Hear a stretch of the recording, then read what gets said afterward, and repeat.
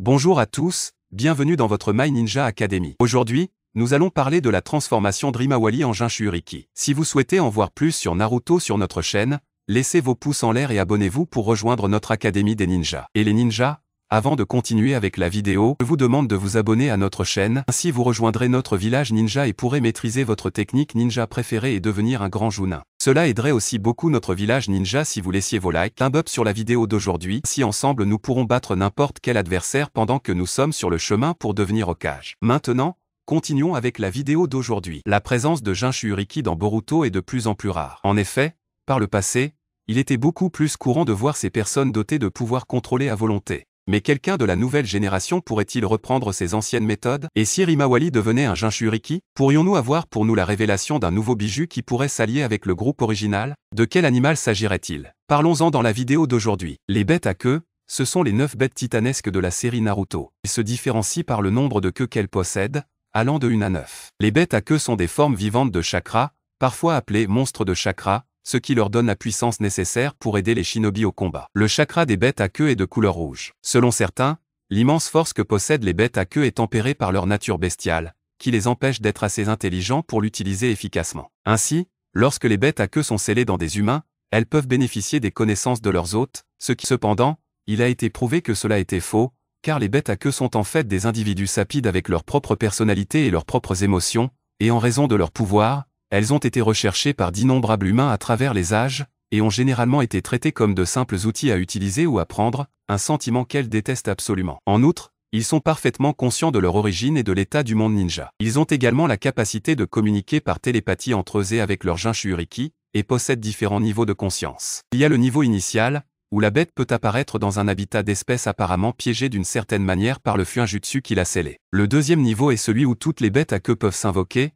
libres de toute restriction et communiquer entre elles. Les Jinchuriki peuvent également y entrer, mais pour cela, ils doivent être complètement connectés avec leurs bêtes à queue. Les bêtes à queue sont également capables de transférer librement leur chakra à qui elles veulent, et comme Kurama l'a noté, c'est un processus moins compliqué pour elles que pour les humains. Actuellement, les bijus que nous connaissons sont Shukaku, plus communément appelé One-Tailed, est une bête à queue qui était scellée à l'intérieur de Gaara de Tsunagakure. Il a été capturé par Deidara, puis extrait et scellé par Akatsuki. Matatabi, plus communément appelée deux queues, est une bête à queue qui a été scellée à l'intérieur de Yujito Nii de Kumogaku. Elle a été capturée par Idan et Kakuzu, puis extraite et scellée par Akatsuki. Il a ensuite été scellé dans Yujito réincarné pendant la 4e guerre mondiale Shinobi. Isobu, plus connu sous le nom de Trois Fils, est une bête à queue qui était autrefois scellée dans Yagura de Kirigakure. Il a été capturé par Deidara et Tobi, puis scellé par l'Akatsuki. Il a ensuite été scellé dans un Yagura réincarné pendant la 4e guerre mondiale des Shinobi. Son Gok, plus connu sous le nom de Quatre Queues, est une bête à queue scellée à l'intérieur de Shidiwagakure. Il fut capturé par Kizamoshigaki,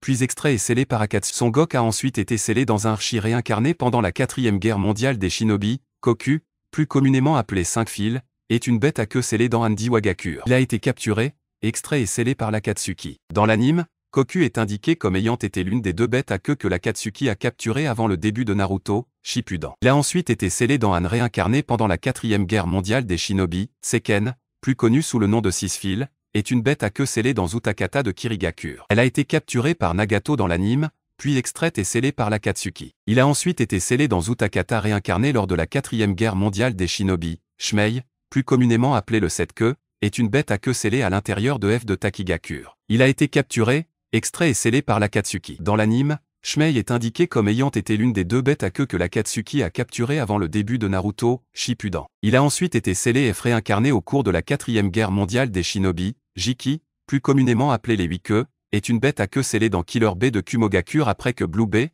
son oncle et son père aient échoué avant lui, et enfin, Kurama, plus communément appelé les 9 queues, est une bête à queue actuellement scellée dans Naruto Uzumaki de Konohagakure. Le renard a été scellé dans Mito Uzumaki après la bataille de la vallée de la faim, puis dans Kushina Uzumaki après la mort de Mito. Les Jinchuriki sont des êtres humains qui ont des bêtes à queue scellées en eux. Ils font preuve de pouvoirs extraordinaires, et dans certains cas sont plus puissants que leurs créatures à queue, car ils ont l'intelligence d'utiliser les pouvoirs des bêtes de manière efficace. Les Jinchuriki ont le potentiel de contrôler leurs bêtes à queue par la volonté et la concentration, mais il faut beaucoup d'entraînement pour le conserver. Si un Jinchuriki inexpérimenté se transforme davantage dans ses formes de bêtes à queue, sa personnalité tend à s'éroder jusqu'à ses instincts animaux, devenant non seulement plus féroce au combat, mais aussi de plus en plus dangereux pour ses amis et alliés. Le meilleur endroit pour qu'un Jinchuriki s'entraîne à contrôler sa bête à queue est la cascade de vérité. Selon Jirotora, il est sous-entendu que la puissance de la bête à queue est composée de deux parties, son chakra et sa volonté. Par exemple, Naruto a toujours pris le chakra de la bête à 9 queues, sa volonté avec sa haine fusionne avec elle,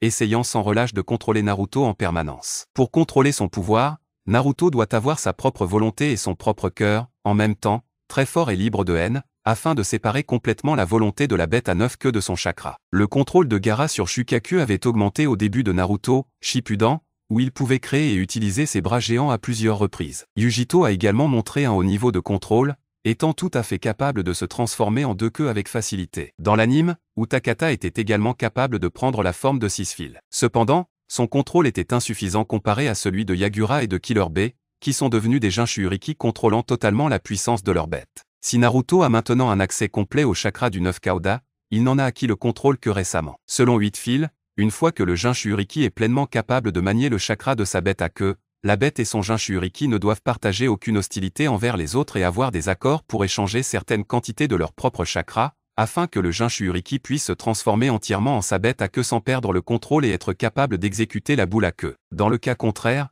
la transformation sans la coopération de la bête à queue se soldera par un échec, et la bête à queue consommera progressivement le chakra du Jinchuriki chaque fois qu'elle utilisera son chakra, ce qui augmentera les chances de décès du Jinchuriki. Malheureusement, dans le cas de Naruto, la bête à queue n'est pas du genre à se mettre d'accord avec son Jinchuriki et à faire une telle chose. Dans le monde shinobi d'aujourd'hui, les bijus ne sont plus des armes utilisées dans les guerres. Et, même s'il y avait des Jinchuriki, les ninjas ont atteint un niveau tel qu'ils sont désormais capables de combattre même des figures légendaires et des demi-dieux, depuis que des prodiges comme Sasuke et Naruto sont arrivés dans le monde et ont changé son avenir. Cependant, maintenant que ces deux shinobi ont perdu ce qui faisait d'eux les plus puissants, à savoir le Kurama Biju contenu dans le Rinnegan de Naruto et Sasuke, que va-t-il arriver à la nouvelle génération lorsque l'ancienne ne sera plus là pour l'aider? Boruto et Sarada, ainsi que quelques autres, semblent avoir assuré très tôt leur avenir en tant que shinobi mémorables et puissants, mais qu'en est-il de Rima Wali? Elle semble être profondément liée au Bijus, ayant une personnalité aimable comme celle de Naruto et la capacité de se lier facilement aux gens. Ne pourrait-elle pas devenir une bonne Jinchuriki? Actuellement,